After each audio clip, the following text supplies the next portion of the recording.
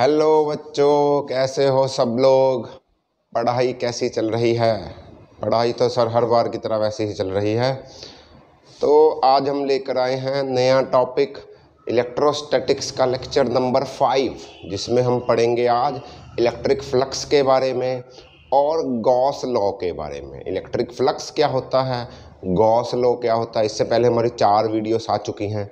आज हमारा 5वां लेक्चर है इलेक्ट्रोस्टैटिक्स चैप्टर का या इलेक्ट्रिक फील्ड चैप्टर का।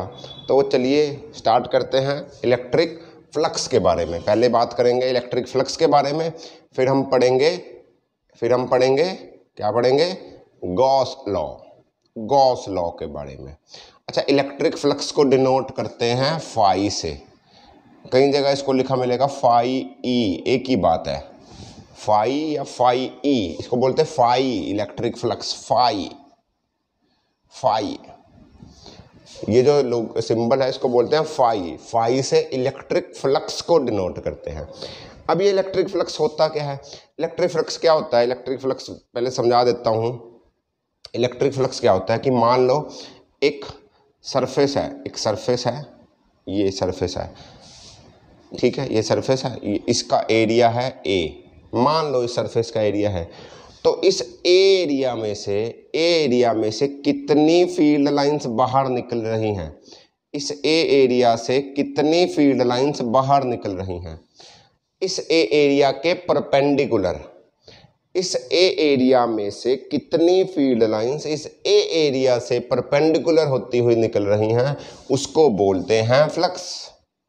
सिंपल लफ्जों में, जैसे कितने निकल रहे हैं, देखो 3, 4, 5, हम बोले इसमें से 3 फील्ड लाइन निकली, तो इसका फ्लक्स होगा 3, इसका फ्लक्स होगा 3। समझ में आया? अच्छा ठीक है, नहीं समझ में आया तो समझिए, एक और बात समझिए। एरिया वेक्टर पता क्या होता है यार? एरिया वेक्टर, एरिया तो सबको पता है। अब बोलेंगे कि एरिया वेक्टर क्या होता है, ये नई चीज़ है यार। एरिया वेक्टर क्या होता है? एरिया वेक्टर देखो, मान लो ये एक, मैं इसके ऊपर ये रख देता हूँ, ये ए, साइड इसकी सारी ए है, लो ए साइड्स है। तो इसका एरिया कितना होगा? इसका एरिया कितना होगा? इसका एरिया बताओ कितना होगा? इसका एरिया होगा A B into B C. समझो, A B into B C. A B और बी सी 90 डिग्री पे हैं, ए बी और बी सी 90 डिग्री पे हैं। A B into B C एक क्रॉस प्रोडक्ट हो रहा है, तो मैं लिख सकता हूँ साइन 90, लिख सकता हूँ साइन 90, लिख सकता हूँ कि नहीं लिख सकता? इसको मैं बोल सकता हूँ ए स्क्वायर साइन 90 इंटू 1। तो एरिया कितना आया? ए स्क्वायर। एरिया वेक्टर कितना आया? ए स्क्वायर। ठीक, अब यार ये एरिया वेक्टर है, इसके पास कुछ डायरेक्शन होगी, तो मैं बोल दूंगा इसकी डायरेक्शन है ए कैप। डायरेक्शन कौन बताता है? यूनिट वेक्टर मैं बोल लेता हूं, क्योंकि ये एरिया एक वेक्टर क्वांटिटी है, ए इंटू ए। देखो तो ये क्या हुआ, अरे यार ये displacement into displacement, area. Displacement vector quantity, तो एरिया भी वेक्टर क्वांटिटी। क्लियर है? तो इसकी डायरेक्शन बताएगा ये ए कैप यूनिट वेक्टर। इसकी डायरेक्शन 2 हो सकती हैं, एरिया की डायरेक्शन 2 हो सकती है, या तो इस प्लेन के, मतलब होगी क्या एरिया वेक्टर की direction? Perpendicular to the plane. ये इसलिए बात कर रहे हैं कि आपको इलेक्ट्रिक फ्लक्स समझ में आए, परपेंडिकुलर टू द प्लेन, या तो इधर को परपेंडिकुलर, ऐसे इस प्लेन के इधर को परपेंडिकुलर, या इस प्लेन के बैक साइड में परपेंडिकुलर। समझ रहे हो? ये प्लेन इसके या तो इधर परपेंडिकुलर या इसके इधर परपेंडिकुलर, दोनों डायरेक्शन हो सकती है। ठीक है, हो सकती है ना? ठीक है।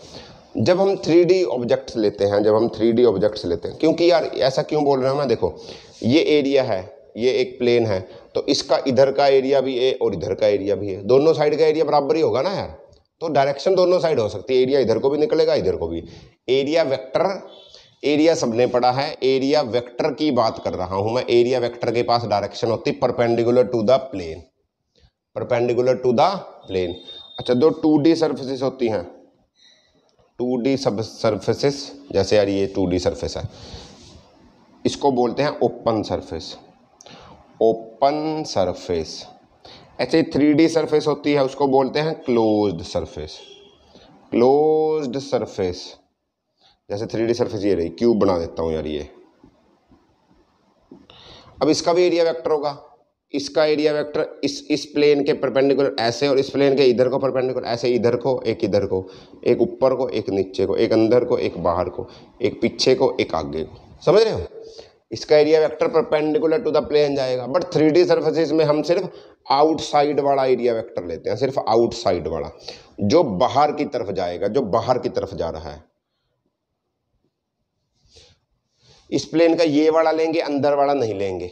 3D सर्फेसिस में याद रखेंगे एरिया की डायरेक्शन वही लेंगे जो बाहर की तरफ जा रही है। याद रखना कौन सी डायरेक्शन लेंगे, जो बाहर की तरफ जा रही है। एक एरिया वेक्टर अंदर की तरफ डायरेक्शन शो कर रहा है, बट वो नहीं लेंगे। 3D सर्फेसिस में हमारा काम चलेगा, इस बात को याद रखना, इस बात को याद रखेंगे कि सिर्फ बाहर वाला एरिया वेक्टर लेंगे डायरेक्शन, अंदर वाला नहीं लेंगे। क्लियर? इतनी बात समझ में आ गई होगी। चले ओके। अच्छा, इलेक्ट्रिक फ्लक्स के बारे में कुछ बातें लिख लो, इलेक्ट्रिक फ्लक्स के बारे में कुछ पॉइंट्स लिख लो। इलेक्ट्रिक फ्लक्स के बारे में कुछ पॉइंट्स लिखते हैं ताकि आपको इलेक्ट्रिक फ्लक्स का समझ में आएगा। अच्छा, इलेक्ट्रिक फ्लक्स होता क्या है, डेफिनेशन लिखवाऊं क्या? ठीक है, लिखवा देते हैं। लिखो, इलेक्ट्रिक फ्लक्स या it is the number of field lines passing through the plane, through the plane. ठीक है, जैसे यार वैसे ही दोबारा बता देता हूँ कि ये एक प्लेन है, इसमें से इलेक्ट्रिक फील्ड लाइंस पास कर रही हैं। ये इलेक्ट्रिक फील्ड है, तो बताओ फाई कितना होगा? फाई होगा 4। अच्छा, मैं एक हटा देता हूँ। लो, प्लेन में से इतनी इलेक्ट्रिक फील्ड लाइन जा रही, तो फाई होगा 3। सिंपल सा कंसेप्ट है। इलेक्ट्रिक फ्लक्स कितना होगा? जितनी फील्ड लाइंस उसमें से पास करेंगी, जितनी फील्ड लाइंस उसमें से पास करेंगी। ठीक, तो यानी कि बात ये निकल कर आई कि नंबर 1, फ्लक्स इंक्रीज हो जाएगा अगर हम इलेक्ट्रिक फील्ड की मैग्नीट्यूड बढ़ा देंगे। इलेक्ट्रिक फील्ड्स मैग्नीट्यूड इंक्रीजेस, अगर हम इलेक्ट्रिक फील्ड बढ़ा देंगे तो यार फ्लक्स इंक्रीज हो जाएगा। ठीक है, अभी इलेक्ट्रिक फील्ड कम है, बढ़ा दी तो ज़्यादा फील्ड लाइन्स आएंगी, ज़्यादा फील्ड लाइन्स आएंगी तो ज़्यादा फील्ड लाइन्स एरिया में से पास करेंगी, तो ज़्यादा फ्लक्स आएगा। ठीक है, दूसरी बात, अगर मैं एरिया बढ़ा देता हूँ, if we increase area then also flux increases। समझ आया? अरे यार देखो, ये फील्ड लाइन जा रही हैं, मैंने क्या किया, एरिया बड़ा कर दिया। पहले छोटा था, मैंने एरिया बड़ा कर दिया। अब फील्ड लाइन ज़्यादा जाएंगी इसके अंदर से, तो फ्लक्स फिर बढ़ जाएगा। या तो एरिया बढ़ा दो या इलेक्ट्रिक फील्ड की मैग्नीट्यूड बढ़ा दो। इलेक्ट्रिक फील्ड बढ़ा दो तो ज़्यादा लाइनें पास, इलेक्ट्रिक फील्ड बढ़ा दी तो और ज़्यादा लाइनें आएंगी, डेंसिटी बढ़ जाएगी फील्ड लाइंस की, तो फ्लक्स बढ़ जाएगा।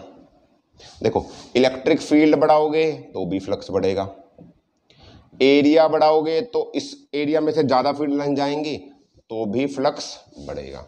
समझ में आया? इतनी बात समझ में आई? पक्का? चलें आगे।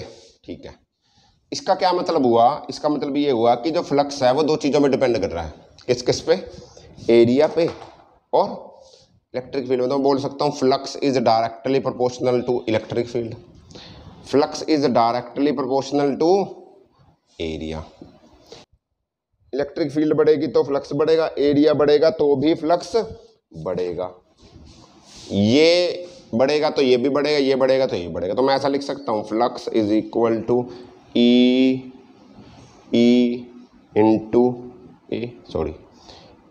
डॉट ए, ये भी वेक्टर क्वांटिटी, ये भी वेक्टर क्वांटिटी। ये बात समझ में आ रही है? पक्का? तो ये डॉट प्रोडक्ट हो रहा, मैं लिख सकता हूँ phi is equal to E A cos theta, ऐसा भी लिख सकता हूँ, ई ए कॉस थीटा। या आप ये याद रखो या आप ये याद रखो, यानी कि जो फ्लक्स है वो एक स्केलर क्वांटिटी होती है। एक बात तो ये याद रखना, फ्लक्स एक स्केलर क्वांटिटी होती है। फ्लक्स की जो यूनिट है, फ्लक्स की जो यूनिट है newton metre square per coulomb square, newton metre square per coulomb square, per coulomb square नहीं sorry, newton metre square per coulomb, square नहीं पर कूलम। क्लियर है? अच्छा अब बोलोगे यार कि ये थीटा क्या है, अब आप पूछोगे कि ये ई ए तो सही है, थीटा क्या होगा? थीटा होगा, theta is angle between electric field and area vector.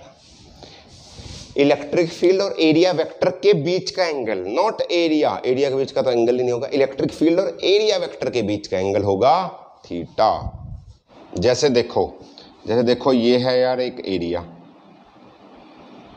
ठीक है, ये एक एरिया है, ओके, और इलेक्ट्रिक फील्ड जा रही है ऐसे निकल रही है इलेक्ट्रिक फील्ड, और एरिया वेक्टर तो इस प्लेन के परपेंडिकुलर ही होगा, इस प्लेन के परपेंडिकुलर ही निकलेगा बाहर की तरफ। ये एरिया वेक्टर है, ये इलेक्ट्रिक फील्ड है, समझ रहे हो, और एरिया वेक्टर रहा ये सीधा।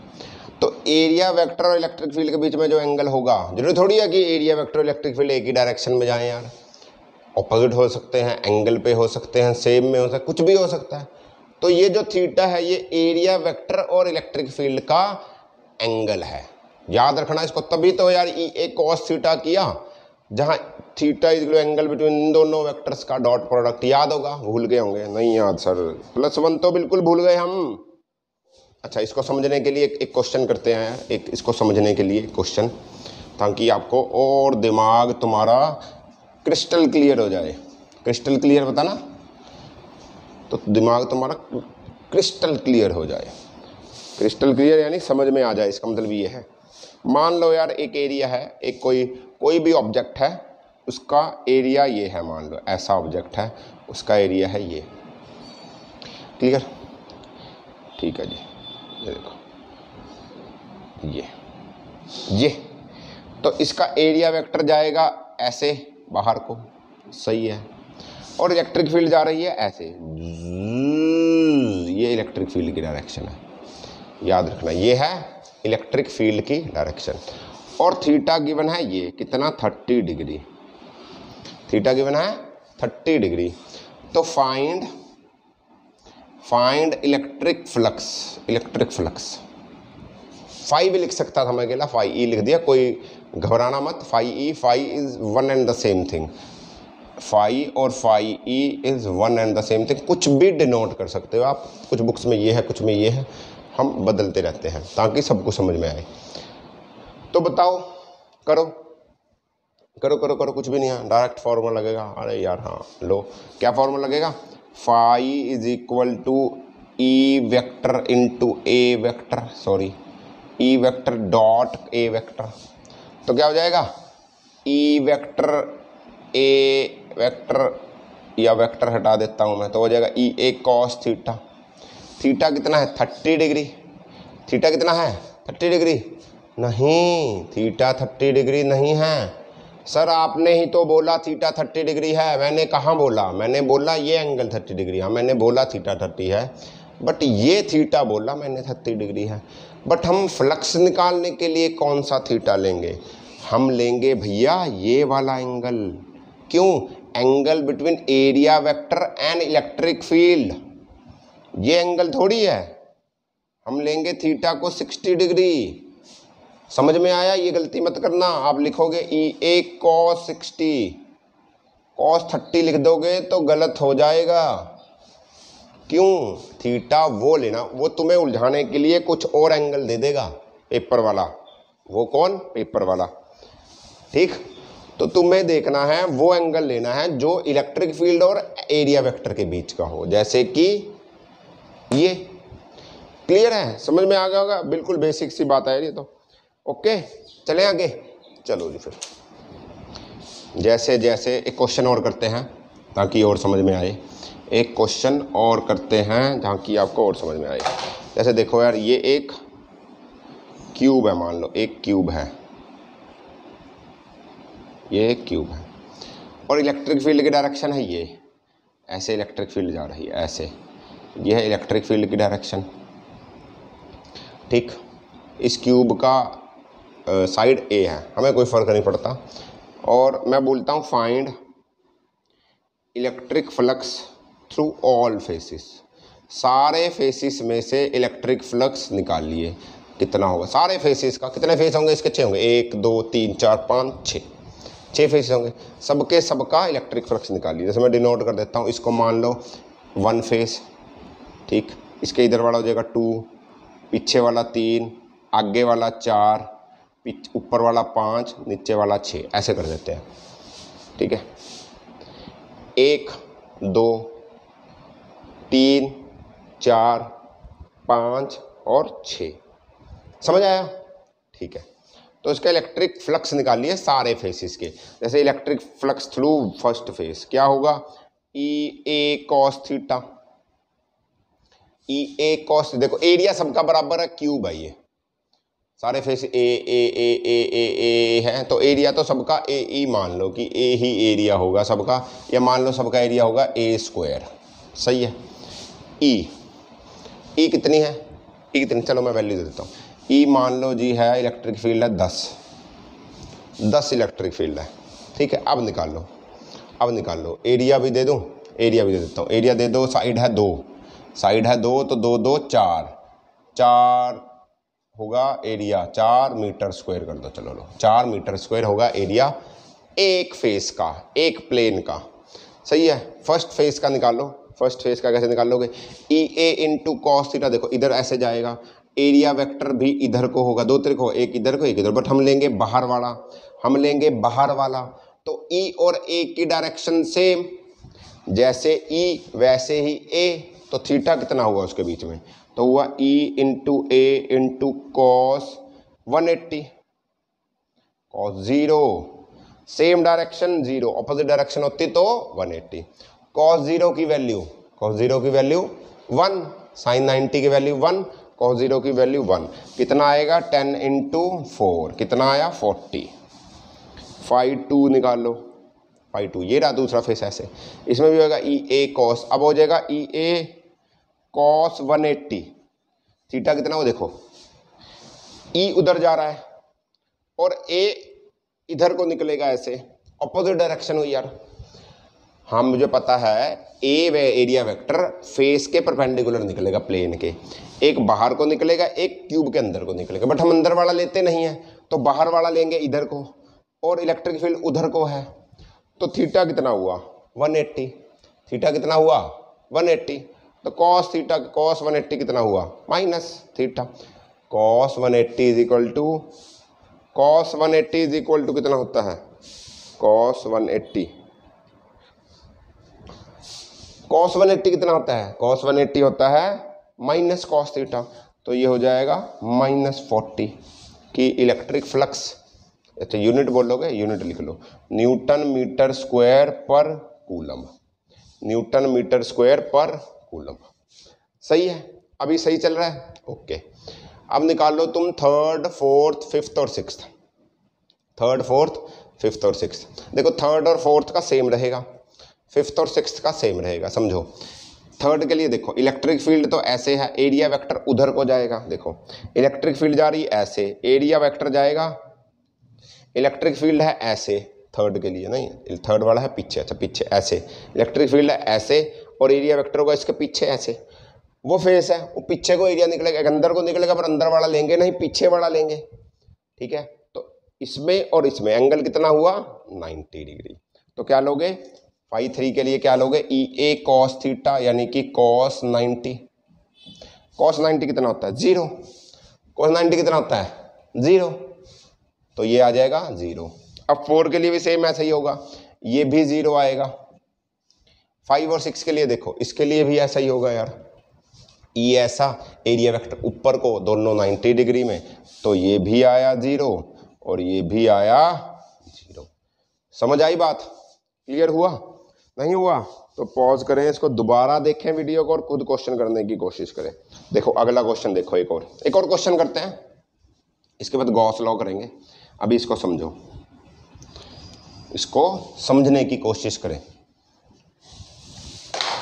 देखो यार, मैं बोलता हूँ ये सिलेंडर है, ये है सिलेंडर, इसकी इलेक्ट्रिक फील्ड गई ऐसे, ये फर्स्ट फेस, ये सेकंड फेस, ये थर्ड फेस, तीनों का इलेक्ट्रिक फ्लक्स निकाल लो।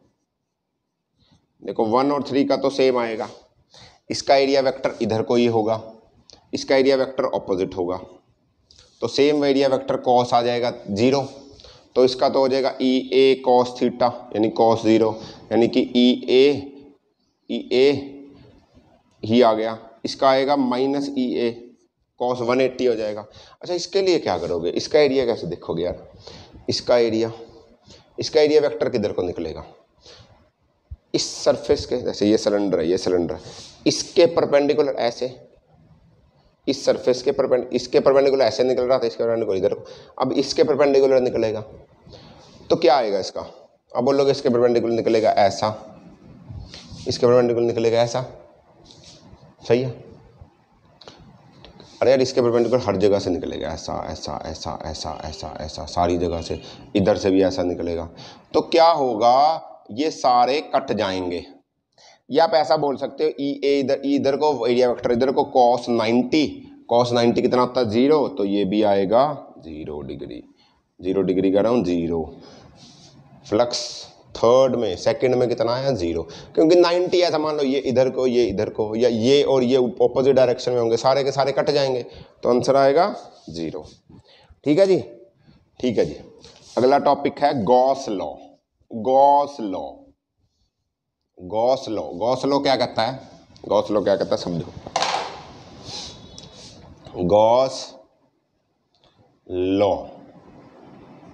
गॉस लॉ कहता है कि हमने पढ़ा था कि जो इलेक्ट्रिक फ्लक्स है वो होता ई ए कॉस थीटा या ई वेक्टर डॉट ए वेक्टर, अभी तो पढ़ के हटे हैं, ये होता है फ्लक्स। ठीक है, गॉस लॉ ये नहीं कहता, गॉस लॉ कहता है कि जो फ्लक्स होता है उसको ऐसा भी लिखा जा सकता है, flux 1/ε times of charge present between the object. कितना उस ऑब्जेक्ट के अंदर चार्ज पड़ा है उसका 1/ε0 टाइम्स फ्लक्स होगा। जैसे मान लो यार ये रहा, ये एक सरफेस है या एक बॉडी है, इसके अंदर क्यू चार्ज पड़ा है, तो आप बोलोगे इसका फ्लक्स कितना होगा, ये बोलो जितना इसके अंदर चार्ज पड़ा है और उसका ε0 टाइम, ये बोल रहा कि ये होगा यार इसका फ्लक्स।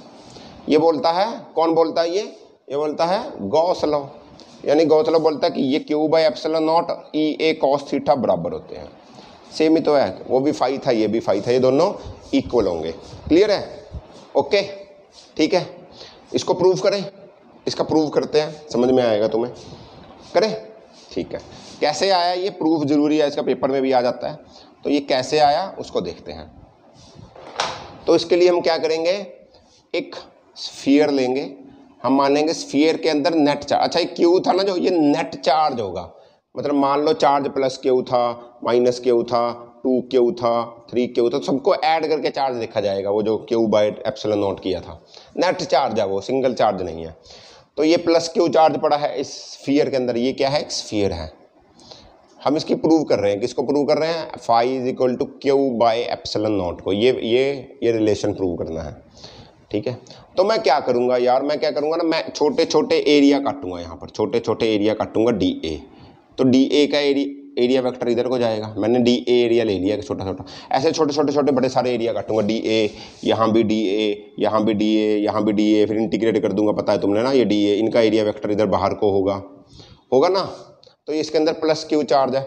अच्छा इलेक्ट्रिक फील्ड किधर को होगी, इलेक्ट्रिक फील्ड तो है ही नहीं, इलेक्ट्रिक फील्ड किधर को होगी, सोचो, सेकंड थर्ड लेक्चर में कुछ किया था, सोचो इलेक्ट्रिक फील्ड किधर को होगी। इलेक्ट्रिक फील्ड होती है यार पॉजिटिव चार्ज से अवे और नेगेटिव चार्ज की तरफ। ठीक है, तो पॉजिटिव चार्ज से अवे, तो ये पॉजिटिव चार्ज इससे बाहर को निकलेगी, इससे बाहर को निकलेगी ऐसे, इससे बाहर को निकलेगी ऐसे, बाहर को निकलेगी ऐसे, ये इलेक्ट्रिक फील्ड की डायरेक्शन होगी कि नहीं होगी, सब हर जगह से बाहर को निकलेगी। सही है, तो इलेक्ट्रिक फील्ड और एरिया वेक्टर की डायरेक्शन हुई सेम, इलेक्ट्रिक फील्ड और एरिया वेक्टर की डायरेक्शन हुई सेम, नहीं हुई सेम, तो फाई कितना होगा, फाई कितना होता है, फाई कितना होगा। अच्छा मैंने एरिया लिया है DA, तो मैं D फाई निकाल लूंगा, छोटा सा फ्लक्स, छोटे से एरिया के लिए छोटा सा फ्लक्स कितना होगा, छोटे से एरिया के लिए छोटा सा फ्लक्स होगा ई d A into cos theta, E d A into cos theta. छोटे से एरिया के लिए छोटा सा फ्लक्स, ए एरिया के लिए बड़ा फ्लक्स था फाई। ओके, यही तो होगा। अब देखो एरिया की और इसकी इलेक्ट्रिक फील्ड की डायरेक्शन सेम, तो थीटा हो जाएगा 0। तो इसको ऐसा लिख सकता हूँ d phi is equal to E d A into 1, तो यह आया ई डी ए। यहाँ तक कोई दिक्कत? D phi is equal to E d A, पक्का क्लियर है?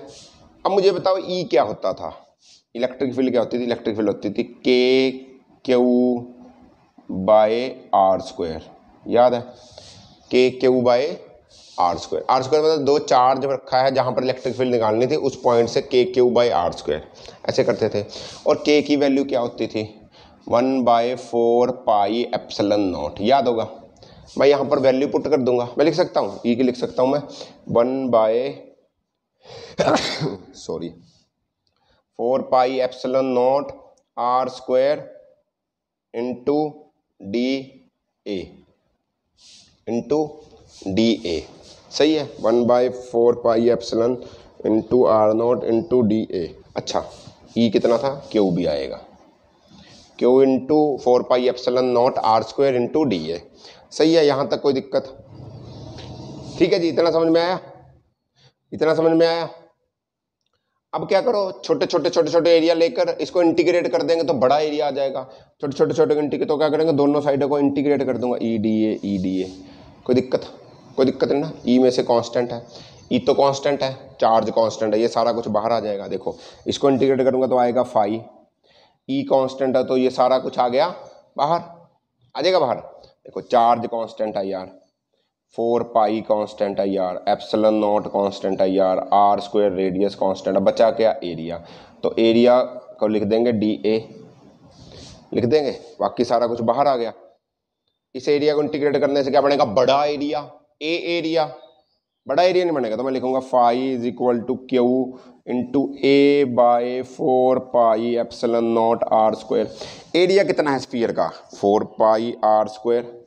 मैं एरिया की जगह रखूंगा 4 पाई आर स्क्वायर। ये देखो 4 पाई आर स्क्वायर से 4 पाई आर स्क्वायर कट गया, क्या आया? Phi q by epsilon naught. Hence proved, hence proved. समझ में आया? समझ में आया? ठीक है। ये क्या कहती है इक्वेशन यार? ये बहुत इंपॉर्टेंट इक्वेशन है। इससे तुम्हें क्या समझ में आ रहा है? इसको रब कर देता हूँ, दोबारा लिखता हूँ।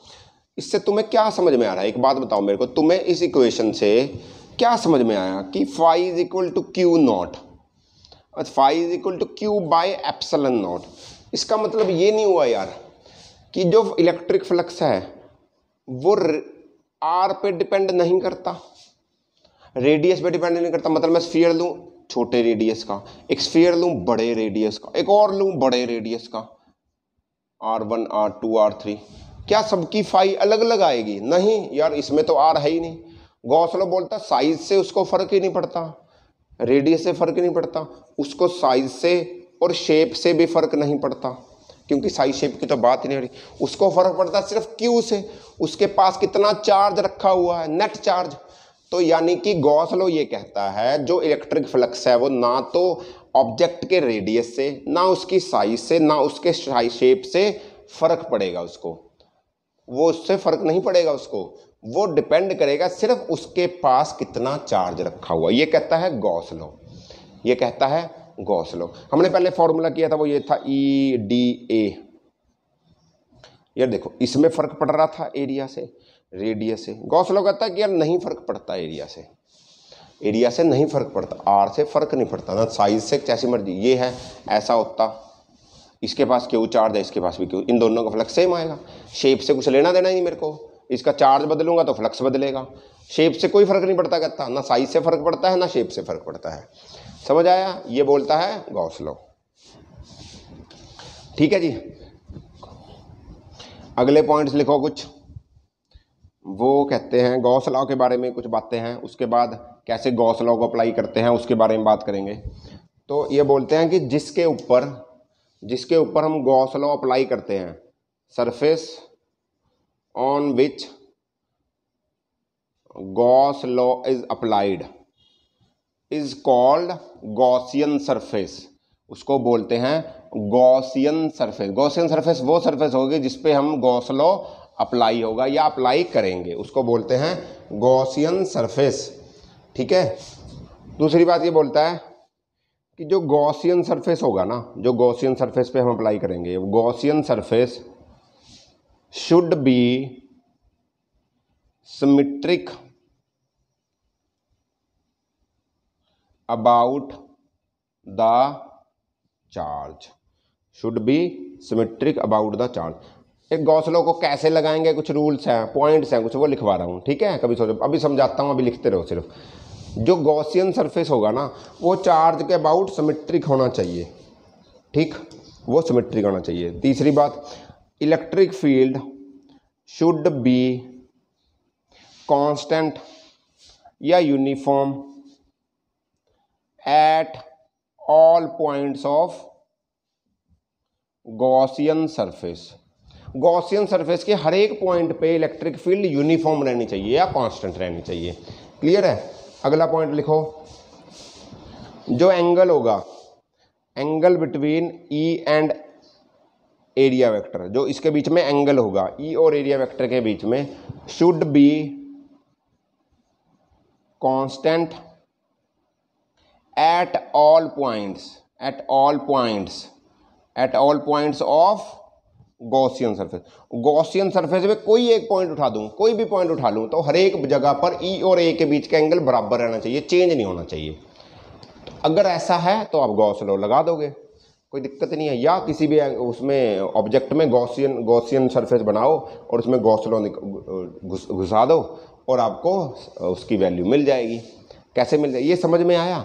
अभी करके दिखाता हूँ उसको। जैसे यार एक क्वेश्चन करते हैं, समझ में आएगा। देखो, मैं बोलता हूं कि एक क्वेश्चन देखो, क्वेश्चन देखो, ये एक सिलेंडर है जिसकी लेंथ है L/2। मैं बोलता हूं इसकी लेंथ है L/2। इसके ऊपर टॉप में बिल्कुल सेंटर पे, ये इस फेस के सेंटर पे एक चार्ज पड़ा है Q। आप इसकी फ्लक्स निकाल लो, आप इसकी फ्लक्स निकालो। अच्छा, एक बात और नोट करो, अगर किसी सरफेस के चार्ज बाहर पड़ा है तो उसका फ्लक्स Q/ε0 नहीं होगा। ना तो सरफेस पे होना चाहिए, ना सरफेस से बाहर होना चाहिए, इसका फ्लक्स होगा 0। अगर सरफेस पे हुआ तो भी कोई चार्ज फ्लक्स नहीं होगा, अगर बीच में हुआ तो फ्लक्स होगा यार। अभी ये ना तो सरफेस के अंदर है ना बाहर, साइड इस पे है, तो इसका फ्लक्स नहीं होगा। हम क्या करेंगे इसको सॉल्व करने के लिए, हम ना एक गॉसियन सरफेस बनाएंगे, सिमेट्रिक गॉसियन सरफेस, कि ये वाला चार्ज इस बॉडी के अंदर आ जाए। देखो कैसे सरफेस बनेगा, एक क्या मैं एक ऐसे ही मनगढ़ंत एक स्फीयर और बना दूं ऊपर। मैंने सोच लिया कि एक और स्फीयर है ये, इसकी भी L/2, ये सिमेट्रिक हो गया, इधर से भी सिमेट्रिक, अब ऐसे भी सिमेट्रिक हो गया कि नहीं हुआ सिमेट्रिक? पक्का हो गया। अब ये चार्ज इसके अंदर पड़ा है, अब ये चार्ज इसके अंदर पड़ा है, अब इसका फ्लक्स कितना होगा यार? Q/ε0, Q/ε0 होगा नहीं होगा?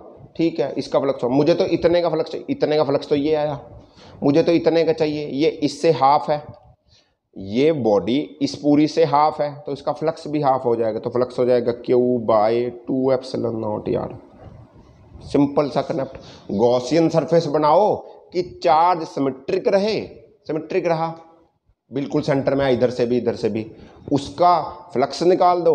अब देखो ये पूरी थी, ये आधी का चाहिए हमें, तो आधा कर दो फ्लक्स यार, बात खत्म, बात खत्म। समझ में आया कैसे गॉसियन सरफेस काम करता है? एक और क्वेश्चन करते हैं, देखो एक और क्वेश्चन करते हैं, समझो। एक और क्वेश्चन करेंगे तो तुम्हें समझ में आएगा।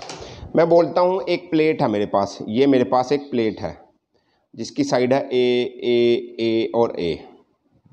ठीक है, इससे ऊपर, इस प्लेट से ऊपर कितना, A/2 ऊपर चार्ज पड़ा है ये। फ्लक्स बताओ, फ्लक्स बताओ, क्या करोगे यार? इसको सेंटर में लेकर आओगे, इसको सेंटर में कैसे लेके आओगे? जितनी A/2, इससे A/2 और ऊपर एक प्लेट बनाओगे, बनाओगे कि नहीं बनाओगे? क्या अब ये सेंटर में आया? आया, बिल्कुल आया। इधर से भी सेंटर था, ऊपर से भी सेंटर हो गया। अब ये सेंटर में आया, इसका फ्लक्स निकाल लो। क्या आया इसका फ्लक्स? इसका फ्लक्स आया Q by epsilon not, Q by epsilon not. But मुझे तो इसका फ्लक्स चाहिए यार, इस प्लेट से फ्लक्स चाहिए था। अब क्या करें? देख कितने फेसिस हैं इसके? 6। अब ये तो 6 के 6 इसके बिल्कुल सेंटर में है। मुझे तो एक प्लेट से चाहिए, तो क्या आएगा? Q by 6 epsilon naught. 6 times कम कर दो। अरे यार इसका फ्लक्स जो सेंटर में था, इधर से 6 की 6 साइड से इसके ऊपर फ्लक्स लग रहा था, तो नेट फ्लक्स था। मुझे तो एक ही फेस से चाहिए, बराबर में तो है सेंटर में, तो एक फेस इतना लगाएगी, सबको ऐड करेंगे 6 bye epsilon naught, 6 by epsilon, तो तभी तो जाके क्यू बाय एप्सिलॉन नॉट बनेगा। मुझे एक से चाहिए तो मैंने निकाल दिया। लो, गॉसियन सरफेस बनाया, सिमेट्रिक चार्ज रखा और क्वेश्चन सॉल्व हो गया। आई नो थोड़ा सा दिक्कत लग रही होगी, समझ में नहीं आ रहा होगा, बट थोड़ी सी प्रैक्टिस करें क्वेश्चंस की, समझ में आ जाएगा। ठीक है, ओके, पक्का। गॉस लॉ और इलेक्ट्रिक फ्लक्स समझ में आया। एक लास्ट टॉपिक बचा है इसका, एप्लीकेशंस ऑफ गॉस लॉ। हम एक थिन वायर की फ्लक्स निकाल लेंगे, प्लेट का निकाल लेंगे, ऐसे कुछ क्वेश्चंस हैं, ऐसी डेरिवेशंस हैं। अगले टॉपिक में ये चैप्टर खत्म हो जाएगा, आज नहीं करना चाहता मैं, लेक्चर हो जाएगा लंबा। ठीक है, तो तब तक ये क्वेश्चंस ट्राई करें, बुक पढ़ें, समझ में आएगा। इस वीडियो को देखने के बाद बुक पढ़ने की कोशिश करें, कुछ क्वेश्चंस खुद करने की ट्राई करें यार, ऐसे तो नहीं हो पाएगा। +2 क्लास हो गई है, ठीक है, आपको पढ़ना तो पड़ेगा, फिर जेई नीट भी देना है, कुछ तो दोगे। ठीक, तो थोड़ी सी प्रैक्टिस में तैयारी रखें, करते रहें, हो जाएगा। आज नहीं, कल नहीं, 4 दिन में, 10 दिन में। छोड़ देंगे तो नहीं हो पाएगा। ठीक है, तो ज़्यादा ज्ञान ना देते हुए इस क्लास को करते हैं आज यहीं पर ख़त्म। मिलते हैं अगले टॉपिक के साथ, तब तक पढ़ते रहें, खुश रहें। All the very best, bye bye.